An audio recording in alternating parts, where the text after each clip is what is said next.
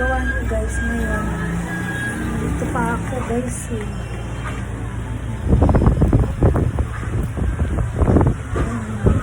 Mainit tayo na umulan tapos ngayon ang init na naman.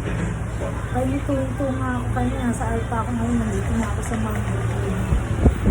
Kasi ang kanina umulan, biglang pumusang ulan kanina tapos kasi mabiligan, tapos ngayon naman mainit na naman.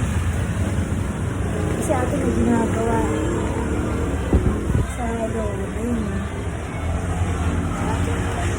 Kasi atin nandun sa loob may ginagawa. Kaya mahirap ang ginagawa siya. Yung maano kasi mga sasakyan. Narinig ko guys yung mga sasakyan guys. Tapos nagpalaw din ako guys. Nangyayap yahalip sa ulam namin. Ginisa lang ang ulam namin. Hindi ako ng sotang ko. Ayan guys. Hindi ako ng sotang ko. Saka sayote. Saka yung bear brand. Yung mami, nagpabili si mami ng bear brand. Hindi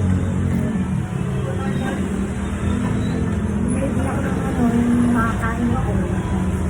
Kaya mayroon sa akin na yun guys. Kaya nga, may mga sasakyan guys, nagdadaanan ng mga sasakyan. Kaya yun guys. Ayan, gusto nyo mabumili dun sa Mango Queen, yan o. Yan ang mga mga halok-halok, mga pwedeng bili, pagpipilihan. Kaya naman kayo pupunta dito guys.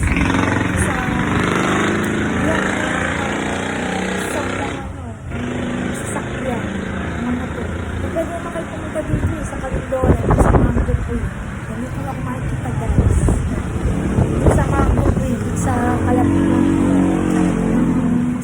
Dito sa katapat ng malapit dito sa may paano masi dito, yan, kalapit yung dito. Maya guys ha, hindi na ako. Mamaya pa lang ilalita ko guys. Kaya yan. Kaya yun guys. Ilalita ko. May sasabi ko lang ako sa inyo guys. Binago ko kasi ang natin. Guys, nilog ko yung schedule natin ng meet and greet guys.